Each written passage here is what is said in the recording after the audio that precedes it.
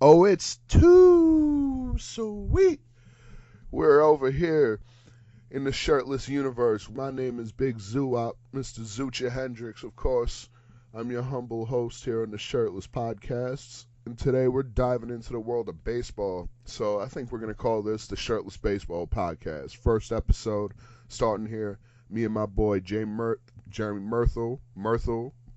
We're gonna take you in the world of the trades this week, what could happen before the deadline, and we're going to break down some of these divisions and see maybe what these teams could need without naming certain players, and maybe what they don't need.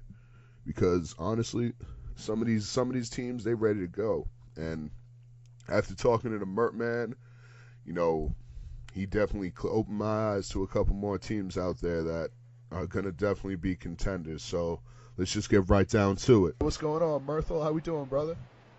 What's going on, man? What's cooking? What's cooking? You know, bro, we talking a lot today. We need to get some MLB on here. I knew we wanted to get started, and you the right man, putting up all these great articles online. Why don't you Thank you. why don't you on shirtlessports.com, obviously, shameless plug there, but so why don't you tell us about this new article you wrote? It's about the All Rays right, and the Nationals fight the other day. So just give us a quick rundown on that. all right. So, if you guys remember, a few days ago on Tuesday, the Tampa Bay Rays hosting the Washington Nationals shut them out 1-0. Nathan Eovaldi 6 innings, shutout baseball. I think it was one walk, 9 strikeouts. But again, went to the Rays bullpen, shut them down. Nationals had the bases loaded with 1 out. They brought in Sergio Romo. He puts away Trey Turner, 1 pitch fly out, strikes out Michael Taylor. Next batter strikes him out on 3 pitches. And after the game ends, once he strikes out Taylor, he starts barking. He starts slowly, approaching the mound. He's barking up a tree, saying all types of stuff. And apparently, this all began a few weeks ago, June 6th, when the Nationals beat the Rays 11-2. And in that game, I think it was around the 7th or 8th inning, something like that. Sergio Romo was on the mound. It was a 7-0 lead, and Taylor steals third base. And he took exception to it. Yeah, he was pretty upset, but he kind of waited until this game on Tuesday to kind of express himself. I mean, that's So fair. he When went you're out. getting blown out, you can't really act Mhm. like a baby because then you just look like a complete baby. Absolutely. And it's not good for character. And, I kind of get it because it was him who was pitching that game when it happened. You could say that he was looking out for his team because when you think about it, you're losing by a lot of runs. Your team hasn't been going right so far at that point in the season. The Rays still aren't, doing so hot. They did get back Kevin Kiermaier a few days ago. He's a huge spark plug for that offense, and he's obviously one of the best defenders in the whole league. But still, this isn't a very good team. They're in the American League East. They're not going anywhere this season. Nope. So you can understand the frustration from Sergio Romo. Again, though, it not only is it a situational issue for him for what he did on after that game ended on Tuesday. It's also a matter of context. There are certain ways to something like that happen. Somebody steals third base. Yeah, you're gonna get a little frustrated because it's kind of an unwritten rule that you don't do that in a blowout game. I get it. But again, then nobody's throwing at you, nobody's hitting you in the head, nobody's sliding into second base trying to take you out.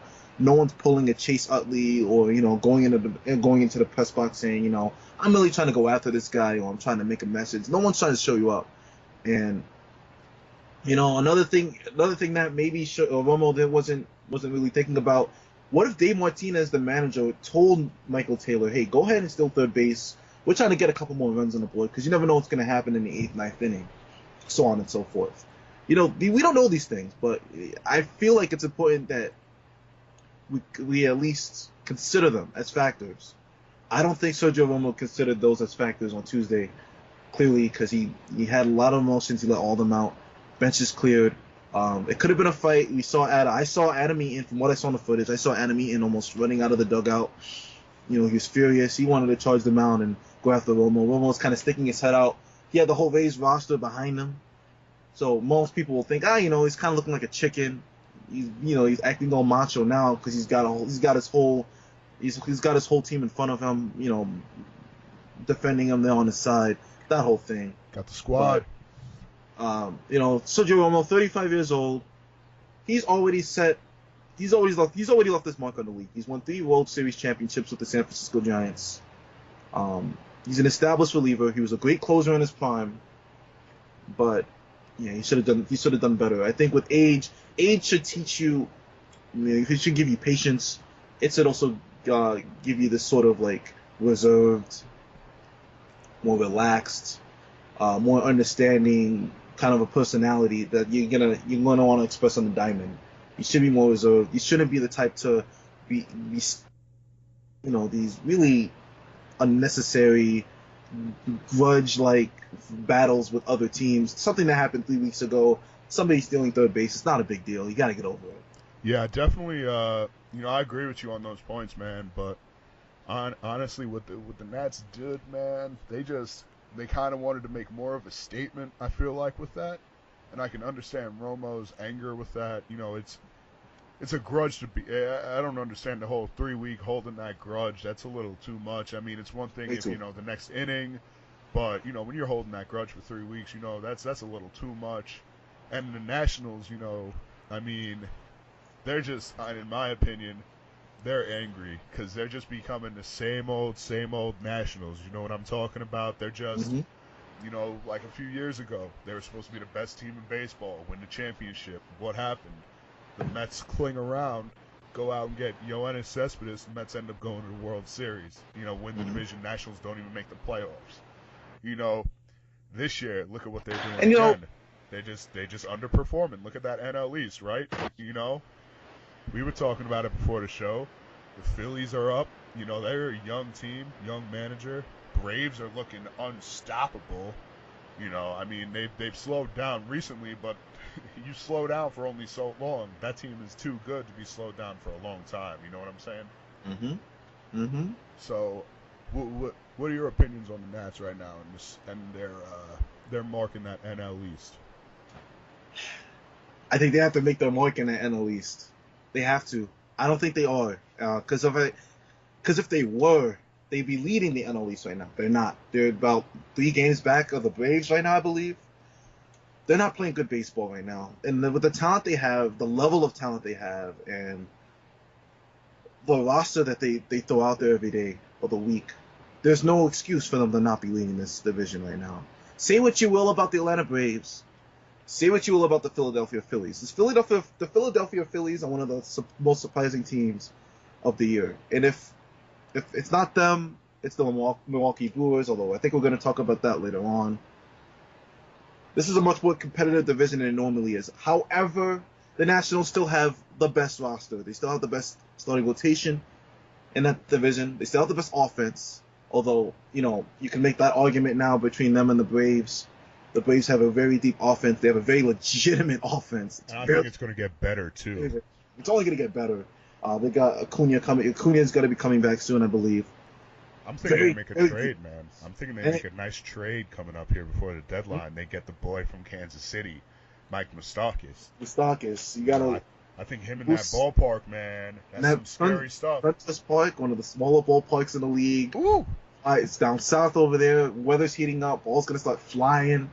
Gotta let the moose loose out there. Definitely a good move. I could definitely imagine him being there and actually hitting bombs. Him behind Freddie Freeman in that lineup. The 3-4 power co-op. That's a deep offense. Regardless of what happens in July and August, that's a very deep lineup. Incredible. This is a competitive NL East, but the Nationals are being very lackadaisical right now. They're not playing with the same heart and emotion that you see in a lot of other teams. Like, you could say the same thing with the Yankees. Oh, I'm not saying the Yankees aren't playing with emotion. I'm saying they are playing with a lot of emotion. They're not setting the example like the Yankees are. They're not setting the example like the Boston Red Sox are doing, like the Houston Astros, like Seattle. Seattle doesn't have the same level of talent as the Washington Nationals, but they're playing fantastic. They're playing fantastic baseball right now, and they're getting it done all throughout the diamond. But that's an example. But again, they're not playing with a lot of heart. They're not playing with a lot of emotion. Would I say that maybe Tuesday's game would be a wake-up call for them? You kind of hope so, but they push themselves to that point. They're not playing good baseball in June. They've won 5 or 6 games since that blowout against the Rays in June 6th. We're talking about the end of the month right now. That's a long time ago. That's a long time. That's a minute. That's about 3 weeks. It's That's about not 3 minutes. Very bad.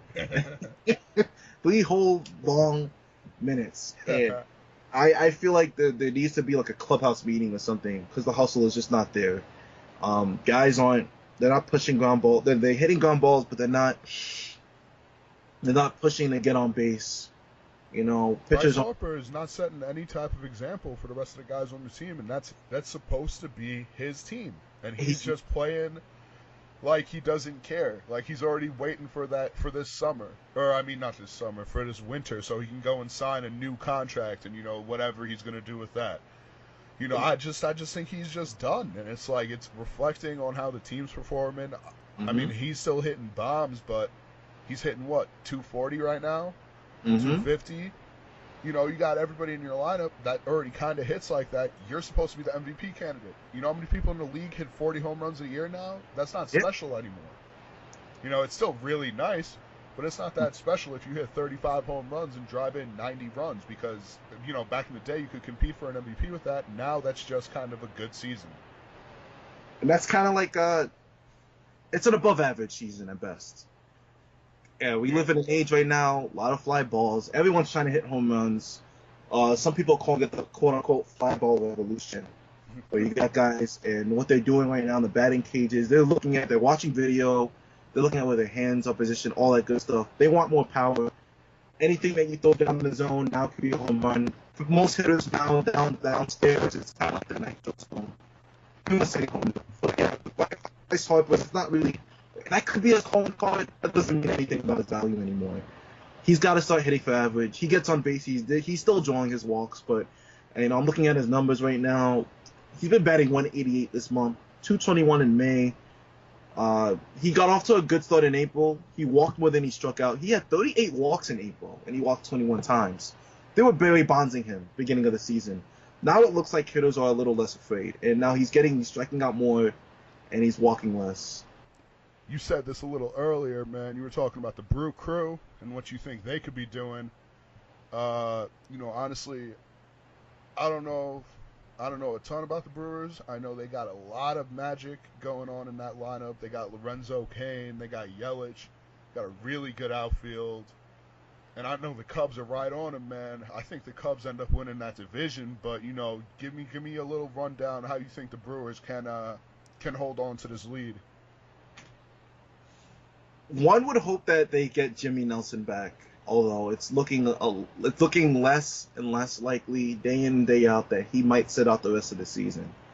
That's a big deal because he's their ace. They don't really have they have a very, how do I explain this? Their starting rotation is kind of like a breakfast club, but they got a lot of different types of guys in there. It could be a lot better, but they have a great offense. They really, really do. And then that's what's holding them up right now. They're playing good defense, but their offense is absolutely, they're out hitting teams day in and day out. And one of the most underrated parts of that whole ball club in Milwaukee is their bullpen is incredible. Unbelievable. That kid Hader is crazy. Josh Hader is probably the most, he is their Dylan Betances. What Dylan Betances is doing right now, that's what Josh Hader is doing over Milwaukee, but with more strikeouts. This guy he's just straight up filth. He's nasty. I'm taking his numbers right now. I'll give you an idea of how nasty he's been. Yeah, I almost compare him to Andrew Miller a couple of years ago. This guy comes out, he gives you like 2 or 3 innings. Mm-hmm. Striking out the side, man. He could be a closer anywhere else, but in Milwaukee, they got Knievel, man. Evil Knievel. Evil Knievel holding it down. That's such a great problem to have, honestly. Amazing. This guy is, look at his numbers, 40 and 2/3 innings pitched. This guy has 80 strikeouts. That's a 17.7 K. That is the highest in all of baseball right now. 1.33 ERA. He had 7 saves. He was helping out when Neighbor was down. This guy he's been incredible. This is just a fantastic addition. What he's doing for them, there's just no comparison. And to have that leverage in your bullpen to say, hey, if this team gets into the playoffs, whoever they're playing, they got a starter that can give them 5, 6 innings, and they have the lead. More often than not, you're not winning that game because you got to deal with Hader. And how are you going to hit him? This guy he's got a filthy slider. Filthy slider. He's got a great changeup. Fastball, he's dotting it. He holds down the walk. For a reliever, 3.54 walks per nine. That's good. He's holding it down. I don't want to get too stat savvy, but the point is, this is an elite. This is like a top 5 reliever in all of baseball, and he's not even their closer. You got Corey Knebel you got to worry about. Who else they got in this? This is a great bullpen right now. They got Jeremy Jeffress, who's been pitching well. More than serviceable. More than serviceable. Great setup man to have. Jacob Barnes has been good too.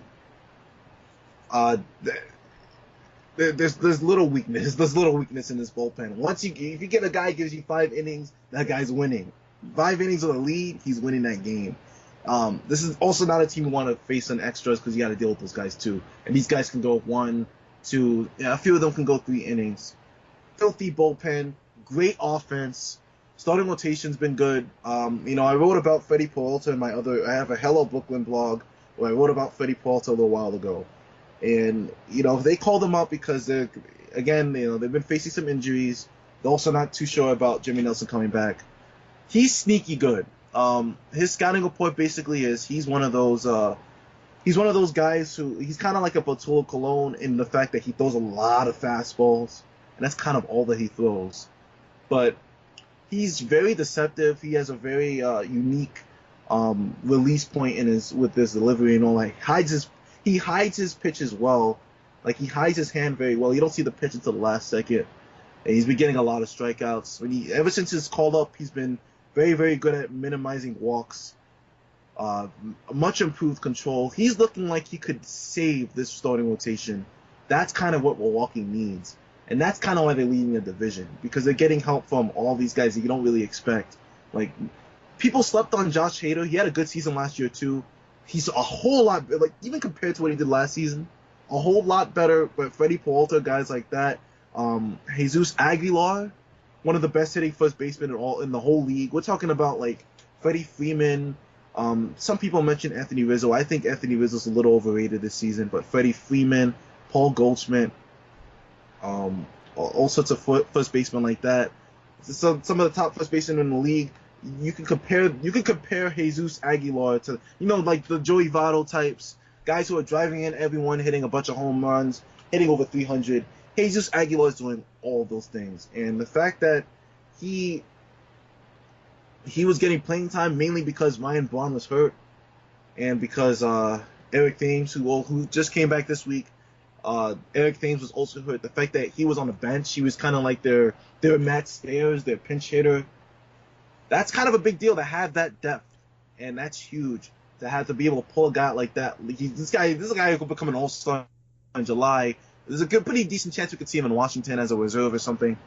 That's amazing, and he's really putting up incredible numbers. He's hitting the ball extremely hard. If we were having a conversation about StatCast and Fangraphs info, all that good stuff, we really are legitimately talking about a top 5 first baseman in all the majors, and that's huge.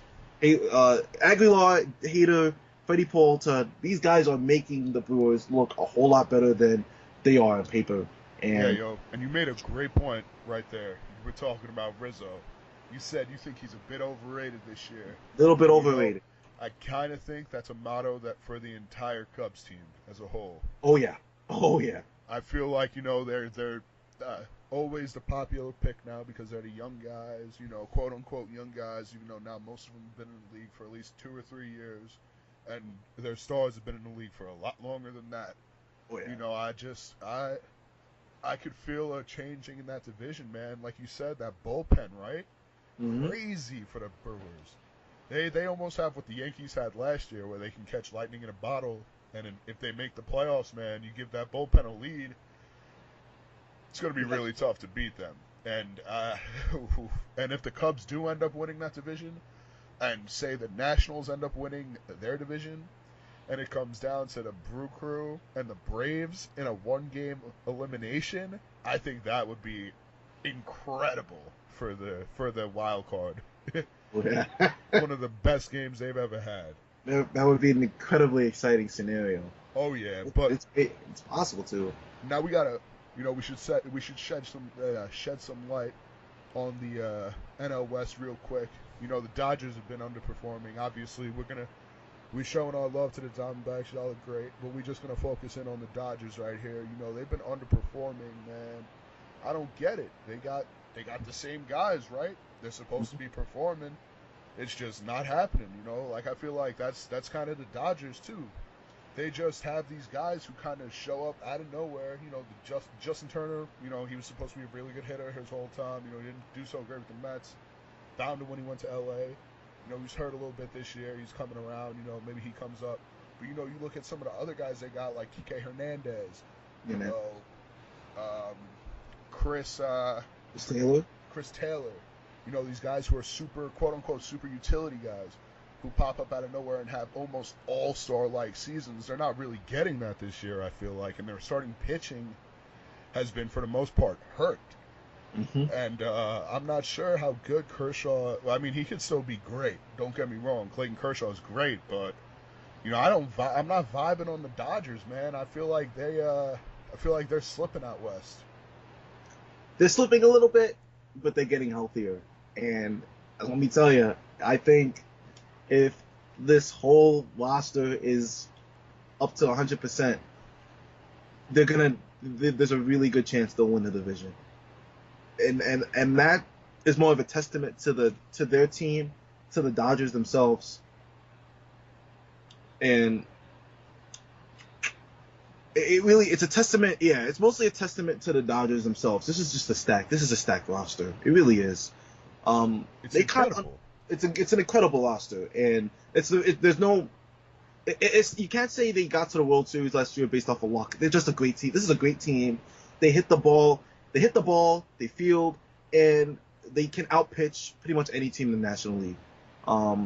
Their bullpen is going right. Their bullpen's always been consistent. Normally, when you talk about training, when you talk about teams that are looking for, training for players in July, I always look at the Dodgers and I go, they can always use another setup guy or something like that. They can always use another reliever. You think that's something they do this year? That's something they could do this year. That's probably something they should do this year, because if I'm looking at their pitching metrics right now, they're 19th in baseball. Their bullpen is 19th in baseball in wins above replacement, which is pretty much an estimate of strikeouts, walks, and home runs. They haven't been very good in that department. They're just behind the Reds, the Twins in bullpen. Ugh. That's not very good. Sergio Romo's been good, man, but Tampa ain't been good. Tampa hasn't been good, but the Dodgers haven't been much better. From a bullpen standpoint, so they can definitely improve on that. But another point you made is that they kind of pick out these guys that come out of nowhere every season, and they go out and have these all-star kind of seasons. That is actually happening in LA, and that's happening with Max Muncy. And then to an extent, that's also happening with Matt Kemp, because you think about them training for him this offseason. You're thinking that, he's an aged veteran. He'll give you that leadership in the clubhouse or something. He'll be a valuable guy off the bench. Just like with Jesus Aguilar, you expect this guy to come off the bench for you and pinch hit, hit a big home run late in the ball games. He's starting every day for you now, and he's batting third. Matt Kemp, same thing. Matt Kemp is batting third. Matt Kemp, he's slumping a little bit right now, but he's overall had a great season. Incredible. He's been hitting 300 for most of the year. Been doing really well, but I feel like Max Muncy, I've written about him. I've done a video about Max Muncy. I'm very, very excited to see where this development leads with him. He's made some changes to his swing. He's always had a great eye. He's always walked a lot, but now he's hitting with elite power. He's hitting 400-foot bombs to left field, to center, to left center field. He's going the other way with 400-foot home run power. That's, not a lot of guys have that. He's kind of doing what you'd expect from Bryce Harper. I'm not saying that he's the next Bryce Harper or anything like that, but he really has done a great job of keeping this offense afloat. But it's not just him right now. Jock Peterson's been helping out. He's been hitting a little bit better as of late. Cody Bellinger, same thing. Cody Bellinger's finally waking up. They just got back Justin Turner. Yasmani Grandal's been one of the best hitting catchers in all of baseball. Chris Taylor's been decent. He comes up. He comes through in the clutch every now and then. He's not the same Chris Taylor from last season, but he's definitely a valuable hitting shortstop. This is a very good offense when everything is clicking, and they're a very scary offense when everything is clicking because you have to worry about, you're kind of concerned about, where's the hole in this offense. You got Yasiel Puig in the bottom of the lineup.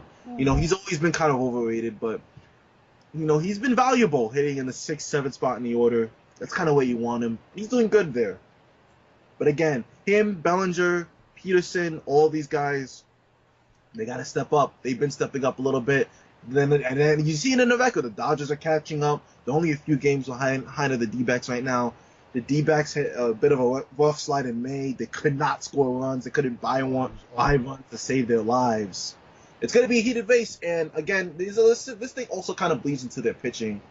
They're getting back Walker Buehler. They just got back Clayton Kershaw earlier this week. They had Buehler pitch in relief. I knocked him out. I think that's to be expected when you miss a rehab. And, you're a starter pitching in the bullpen. All sorts of things not working in your favor. They're looking for Hyun-Jin Ryu to come back, but I think he had a setback of last week or something like that.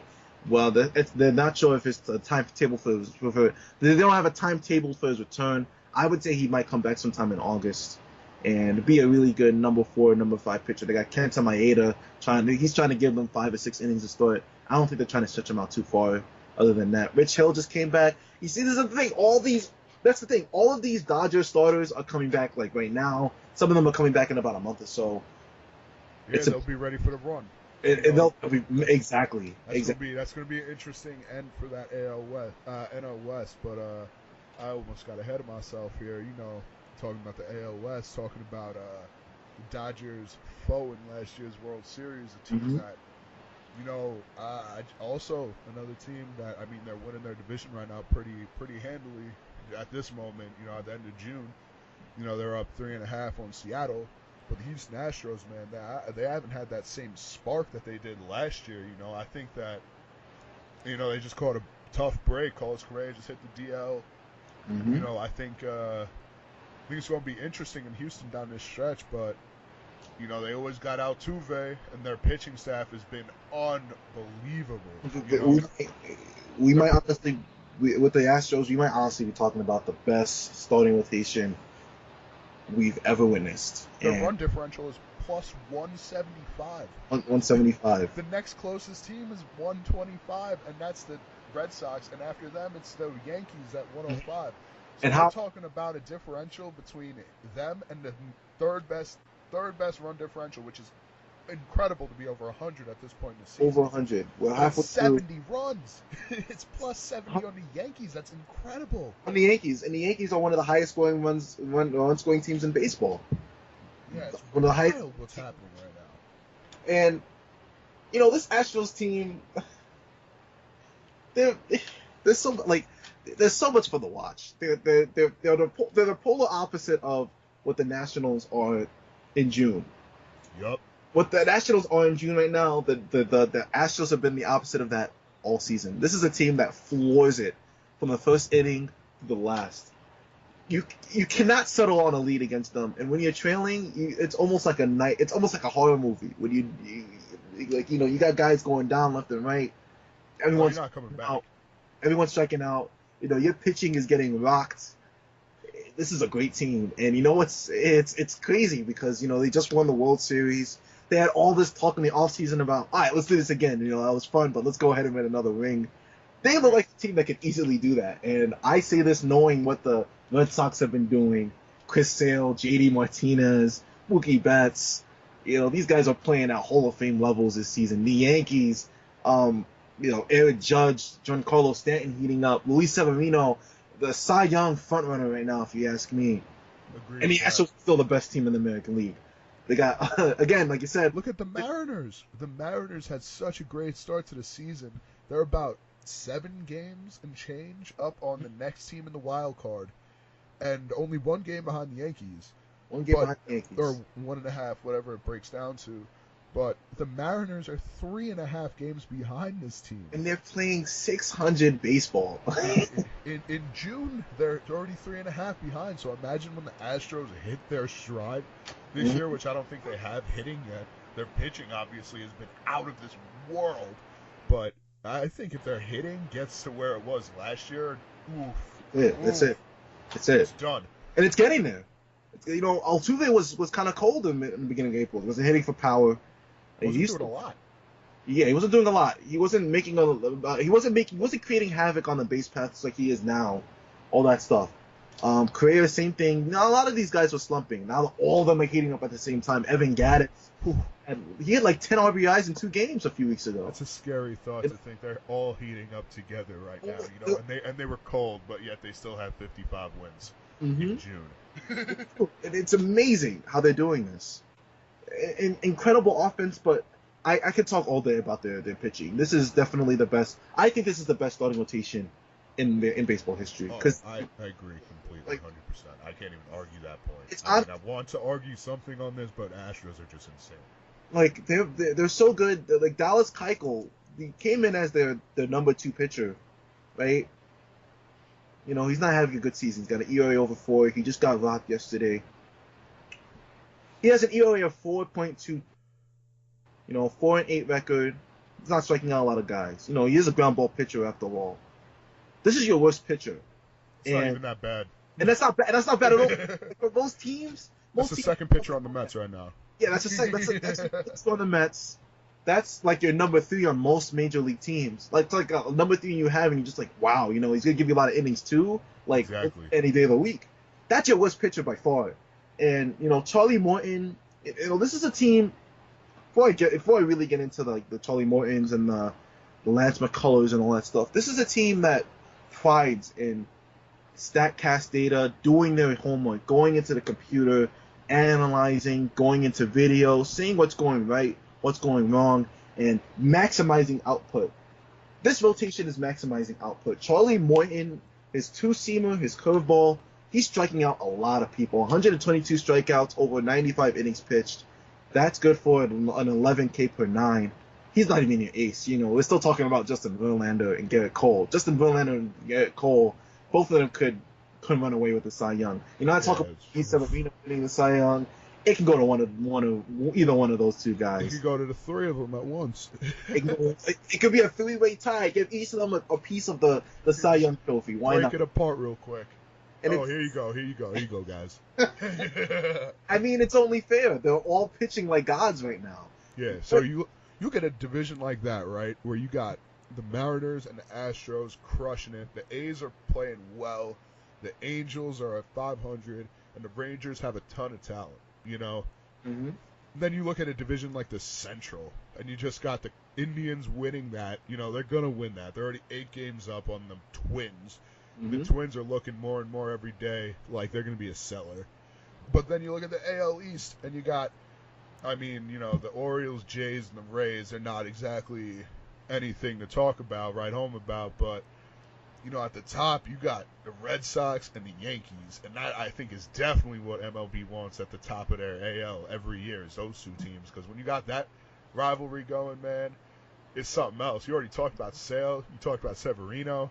You know, this is going to be fun. And they're about to play a huge series right now. A huge series this weekend. And I expect this to continue all the way through the end. In reality, man, both those lineups are wild. And the pitching staff, you know, they both got a true ace, a Cy Young guy. Mm-hmm. And it's going to be fun to watch that. But it's crazy to think, man. I mean, I don't think the Mariners are going to continue this to be 100-game winners.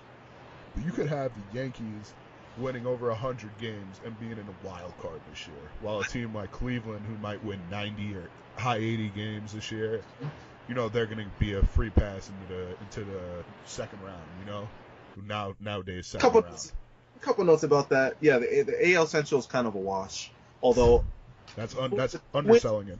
It is underselling it. It is underselling it. It's always been the kind of division where one team kind of stands out, and all the rest are kind of trash. To say that the Twins are sellers though is a little difficult for me, only because they spent so much this offseason to put that team together. And a lot of those guys, I mean, although some of those guys are riding on 1-year contracts, we're looking at like Lance Lynn, for example. Who else did they have? They picked up the guy from the Mets, Addison Reed. Guys like not those. a bad pitcher, man. He could get dealt for Not a something bad good. pitcher. Overall, this team is underperforming. You know, they got Jose Barrios. He's kind of pitching by himself right now. You know, Kyle Gibson's having a good season. You know, he's been pitching well since the second half of last year. You know, he's at this point, it's kind of underrated what he's doing. He's been one of the more valuable starters in the American League. You know, it's always been a calling card with the Twins. You know, you look at them, they score a lot of runs, and that's it. They play, you know, pretty average defense, especially when Byron Buxton's not out there in center field. Pitching has always been, you know, it's easy to outscore them because their pitching is trash. That sort of thing. That's just a Cleveland Rocks division, man. I just don't see it any other way. It's really, and you know what? That's true, because it's really, for the Twins to really make things interesting, they need to have one of those months. It's got to be a month where they win 20 games. They're absolutely unbeatable at home. Their pitching's dominant. They're scoring runs left and right. They need their pitching. Their pitching's doing a little bit better, but they need it to catch up to their hitting, and vice versa. I've seen it. There's a seesaw effect. They'll score a lot of runs throughout a given point in time in the season, and then they won't.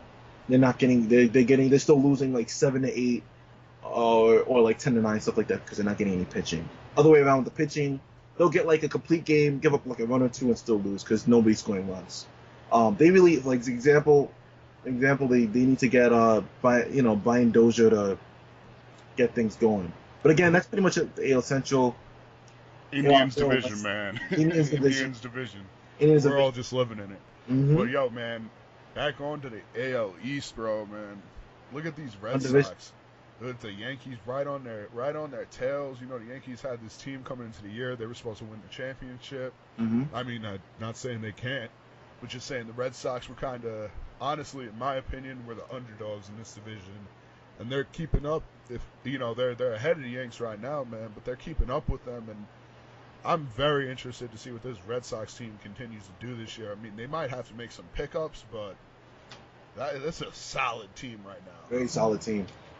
Solid team that only really needs a couple bullpen arms, and then they're gonna be virtually unstoppable. Their offense is, you look at Yankees. Yankees have a weakness in their offense. They strike out a lot. You look at teams like the Astros. They have a weakness. You know, you put a righty in there, that's a very righty dominant lineup. You know, the Red Sox don't have that kind of weakness, and they also have a lot of youthful exuberance. You know, they play. They do play a modest game of baseball. Mookie Betts is an exciting player, but he doesn't get ahead of himself. You know, he has fun, but he's been playing at like in this historic level of offense. He's incredible. By him, JD this has been the best hitter in all of baseball since May of last season, and that's including Mike Trout. Mike Trout obviously is the best hitter in the game. I'm taking Mike Trout over JD Martinez every day of the week. Oh yeah, every day. There's the heart and soul of your offense, a guy you just paid a good deal of money for over the offseason. What a value they're getting out of JD. This is year one of his contract, and what a value they're getting out of JD. A guy who's playing at an MVP level, opposite of his own teammate Mookie Betts. He's playing better than Mookie Betts, and to have that 1, 2, 3 up and down the lineup. We're not even talking about the Xander Bogaerts and the Rafael Devers. You know, the surprise hitting from Mitch Moreland, stuff like that. We're not even talking about those guys yet. And that kind of depth, the depth in their starting rotation.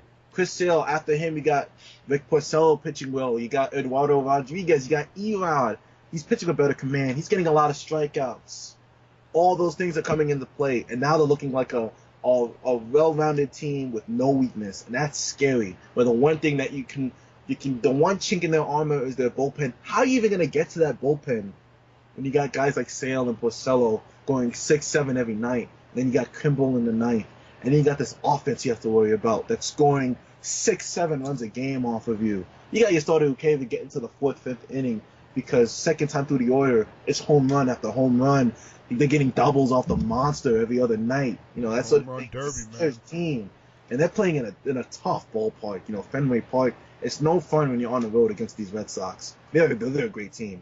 even as a I'm a Yankee fan, I admit it, but man, that's And I like that you pointed out that starting rotation, man, for the Red Sox, because I think that right now is the difference between the two teams. Like, the Yanks got wild hitters. Like, the young bucks are coming up and doing work.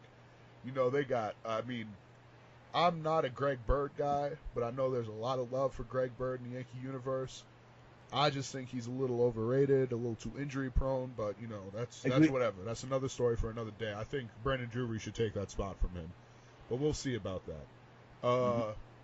But like you were talking about, bro, the Sox got pitchers, man, and they got some dudes that just aren't doing it right now, but are gonna get better. When I look at the Yankees, bro, their pitches are just kind of, for a lack of anything else, like you see Tanaka pulling both hamstrings, man. That just shows that you're really out of shape. Like, you know what I'm saying? Or just like too old. And that's something that comes into it, to maybe a reason why he's not doing so great on the mound. And they definitely got to pick somebody up. And we saw some reports yesterday, or I don't know when anybody's listening to this, but they were scouting Michael Fulmer. I think that would be an incredible pickup for them, because he's somebody that could just come in, start striking dudes out. He's a big power pitcher. How do you think he would do in Yankee Stadium? Or could you see somebody else, maybe across town, that would help him a little better? I could see someone else working in that starting rotation. With Michael Fulmer, the issue he has right now in Detroit, he's a good pitcher. He's got a live arm. He doesn't know how to use. He hasn't really used his pitches to its fullest potential. His strikeouts have always been kind of mediocre, and he's relied a lot on, getting outs on the ground. Like, he's been more of a ground ball pitcher, not like a Dallas Keuchel type. And it's tough for him to do that in Yankee Stadium. You could be a ground ball pitcher in Yankee Stadium, but eventually there'll be a point where you're allowing too many balls put in play. I wish he could strike out more guys, and that's part of the reason why. Like, I hear these talks about Michael Fulmer, and I kind of wish these talks were about someone else, because Michael Fulmer, I don't feel like he'll be the best fit over there in New York, because with the weather heating up and everything. Let some of those ground balls turn into fly balls. The way he's lacking with the strikeouts, he'll get rocked. He'll get rocked. Especially in Stadium, man. And this is the issue I had initially last season when they traded for Sonny Gray. He was pitching well in Oakland, and I was like, this is a decent pickup, but I don't, is he going to strike out more guys? Is he going to start doing something different with his pitches? Because you can get away with that in Oakland, but he's going to have to really be great at getting whiffs and getting guys to miss in New York, because you cannot allow too much contact. The ball, it's a bandbox. It's too shallow. It's too small. And that's kind of why, like, with Fulmer, it's going to be a little tricky for me to recommend them pulling for a trade like that. Although, they said they are interested in trading with the Mets. And hypothetically speaking, if they do pick up Jacob deGrom, I feel like personally they're running away with that division. You put a guy like that next to Luis Severino and the talent they have at the back end of that rotation, like Jonathan Loaizaga, this guy comes out of nowhere, and he's 5 innings shutout ball against the Phillies the other day, for example, 8 strikeouts.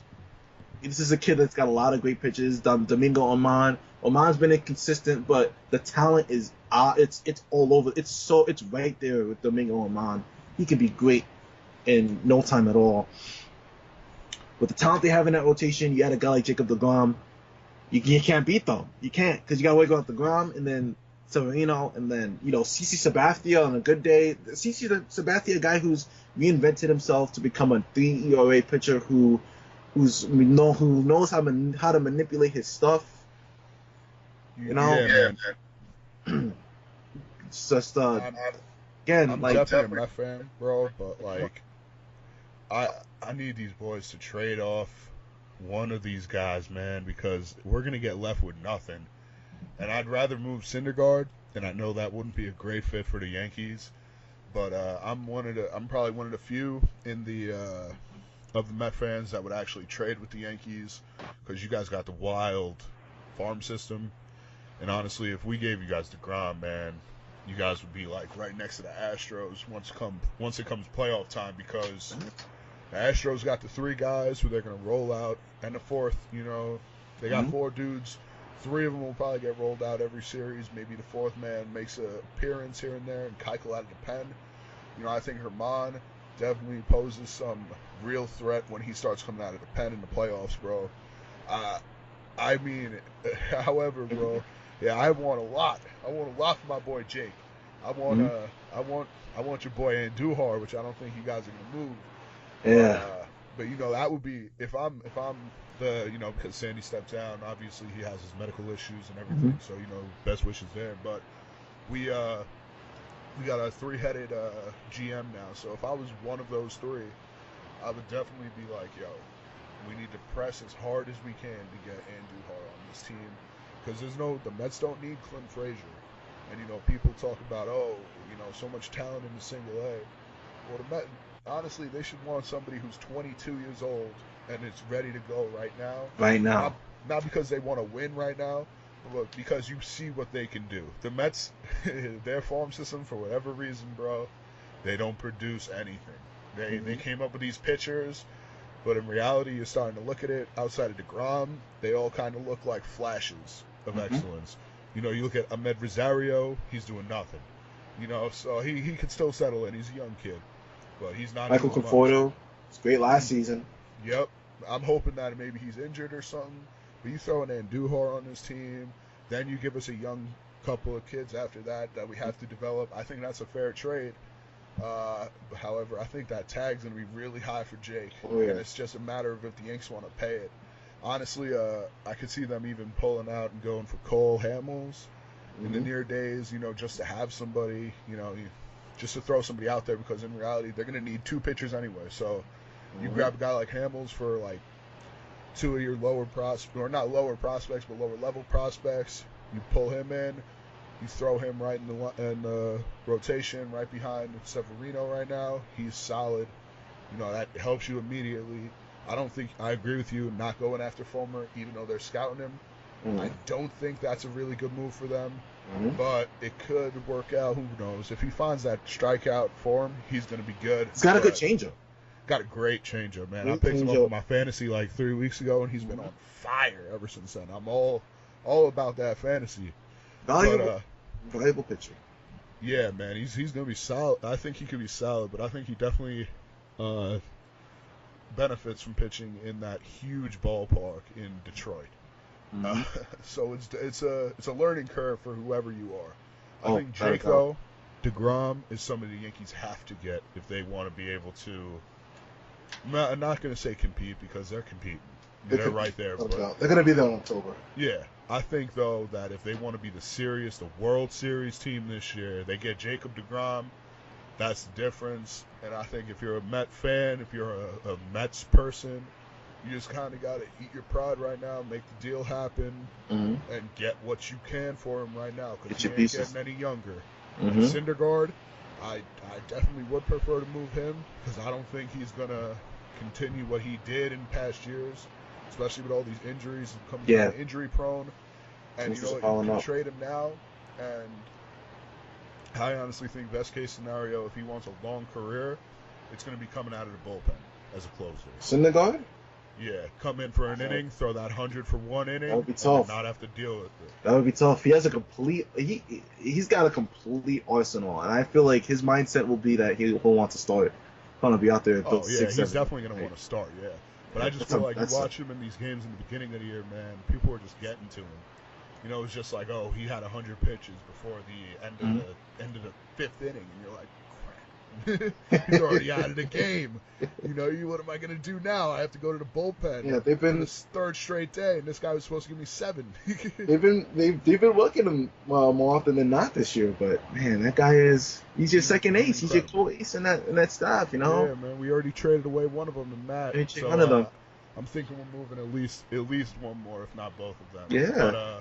But I think best fit for DeGrom would probably be the Yanks, in my opinion. Other than that, maybe Milwaukee could work, because they got a ton of young bulls that they got to trade around right now, because they got Yelich, who's young, Kane, who's going to be there for a little while. He's not young by any means, but He'll be there for a little bit, hitting singles, getting on base, Him and driving Yelich. people in. They're just kind of, you know what? Lorenzo Cain brought over that Kansas City Royal mentality to the Brewers, Mm-hmm. but it still feels like they're missing something, man. And I know you were talking about this a little earlier, Mm-hmm. and I don't know about this boy going there, but you were talking Manny Machado to the And Brew Crew. Manny Machado to the Brew Crew. That's a game changer, bro. How do you think that happens? The Brewers have a couple of top 100 MLB prospects. Both of them would have to be gone. They have to take both of them and ship them over to Baltimore. On top of that, they'd have to trade away a few of their, extra coveted, highly coveted prospects in the organization. So virtually, to get Machado, they'd have to blow up their farm system, and then Whoa. deal with having one of the worst farm systems for the next couple of years until the draft comes in and they start picking up more of the higher end guys, that sort of thing. So that's the risk involved in getting Manny Machado. Is it worth it? Well, I wrote about this a little while ago. They have one of the worst. They've gotten some of the worst shortstop output in all of baseball, and it's a glaring hole over there at short. They got Orlando Arcia, he's underperforming. They have Jonathan Villar, he's also underperforming. They just traded for Brand Miller. He's kind of a guy who's coming off of the bench though, and on top of that, he's been playing a little bit more first base. I think he was playing more first base over at Tampa Bay. So you have that challenge. You're not getting good defense over at shortstop. You're not getting good offense. You're getting awful offense at shortstop. Why not get Manny Machado? Why not shore up your hitting and be able to have that revered offense where everyone is scoring in bunches, and you don't have that weakness. You might as well shore up that and then hope that your pitching stays at the level it is right now. And that's kind of my argument with Machado. I feel like he's a game changer because he's the best hitting shortstop in the game. And I say this knowing about, Carlos Correa and all those sorts of guys. Honestly, He's an elite player. It's crazy. That's the one position that they don't have, and if they get him, then I 100% agree with your point earlier in saying that they are probably the favorites to move along here this season. Go on out of that NL Central and make some noise in the playoffs. I think the NL West is going to be the one to lose out on the wild card. But I think, man, the Brewers, if they get Manny, that's going to be a move for them. I think another team, though, that's going to have to go after him if they want any shot. And, we kind of brushed them away in the beginning of the pod, saying, when we talked about the Nationals and the Braves, obviously I don't think the Braves are going to go after him. I think the Braves are going to go after Moustakas. It's a little easier to grab him than Manny. They want to keep these young guys now in Atlanta because they're showing up. Oh, yeah. I think the Phillies, I think they're going to go out there. I think they're going to try to do whatever they can to get Manny Machado on that team, because they pick him up, that team is now scary. And they have the playoffs. And they have they have a ton of valuable farmhands they can give away for him too. Yeah, the Phillies have the advantage of having so much depth in their farm system that they can get away with trading for Machado. And on top of that, I feel like if they really want to chance it, if they're feeling really lucky, they can trade for Machado, keep him, sign him to a multi-year contract, and still have that farm system. So you can build it on him. You can build it on him, Aaron Nola. Arrieta's still there. Arrieta's still there. And this is why you picked up guys like Arrieta, right? They want to win now. Exactly. This is a team that the Phillies still need to go and get. They gotta definitely at least trade for bullpen help.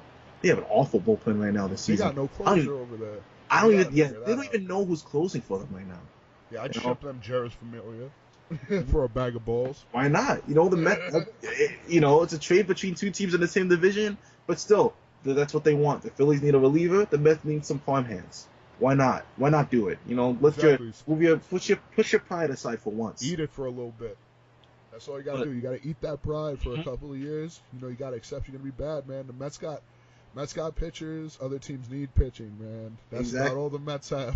So they gotta make it happen now before they got no worth. That's and then they're left with no young guys, no system, nothing. They just gotta keep going out and signing the Todd Fraziers of the world. I think the Mets are the key to this entire trade deadline here. They have so many pieces they can give away. Yeah, that are serious pieces, man. Mm-hmm. You know, I think, like we were just talking about the Phillies, man. They're a team that needs to make deals. If they can get Machado, which is one of the clubs that they've been really working on trying to get him, I think that's their big X factor. And I would take them to at least probably get the wild card out of that division if they got Machado, because you know what? If I compare him and Bryce Harper as superstars, give me Machado any day of the week, because at least he looks like he's consistent, and he looks like even though the Baltimore Orioles suck, like he's still coming out and he's playing. He's doing his job. The Nationals are a quote unquote World Series contender, and Bryce Harper's done. He doesn't care. He looks like he doesn't care whenever he's out on the field. That's just annoying to me. And I know, the Yankees have no reason to sign him anymore. So I don't even know what his thought process is. In reality, what are you doing? Bryce Harper, step your stuff up, because you might be in Washington next year. This happens to Harper every season. The hope is that he picks it up in the second half. He always kind of disappears. I don't know if he will come back and start hitting 300 and start becoming an all-star, playing at an all-star level in the future. One can only hope. But again, this is his contract season. If he wants to hit 220, 215, so be it. But, it's not going to look good for him in the future. Nah, teams are going to want that. But again, with Machado, the Phillies pick him up.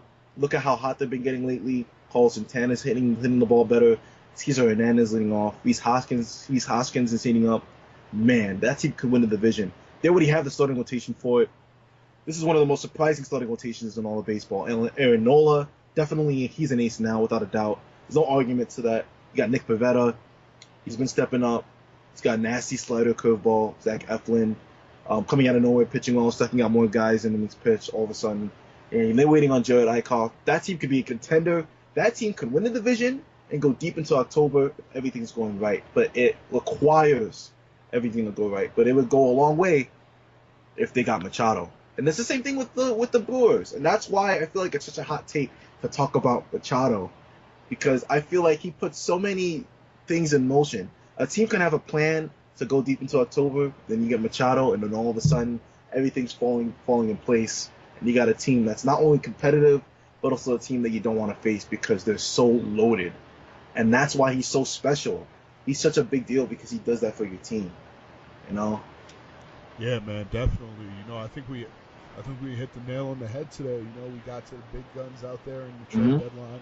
I wish I could talk a little bit more about Moustakas, but again, I feel like that's another topic for another day. That's a whole nother topic for a whole another day, bro. I think it's another big pitch. On next week, I think we're definitely going to have a little bit more of a idea of where he could land. Although I think Atlanta, I think that's the perfect place for him. Oh, without a doubt. Ballpark that could be home. They would be a scary unit to face in Atlanta. Oh yeah. So I honestly, I think we drilled it today, bro. Without a doubt. I want to say thanks for everybody for listening today. Shout out first baseball episode of the podcast. We're gonna get you more. We're gonna do this weekly. And make sure we come out with it so that you guys stay on top of on your P's and your Q's. I almost cursed there real quick, but stay on your P's and your Q's with everything. No doubt. Updated at the trade deadline. All-Star is going to be coming up next week, so we'll discuss who got snubbed, who got put in, maybe give a prediction for the home run derby, and, figure out maybe a little more on, maybe we got some news to report to you guys since it seems like Cole Hamels is probably going to be on the move soon. We'll let you go. We'll update you with how we feel about that. All right, Zoo. Thanks so much, man. All right, bro. We talk again next week. We'll talk again next week. Peace out till next time. Oh yeah, guys. From the Shirtless universe out here, we thank you all for listening. Have a good week. Have a good one, guys. Take it easy.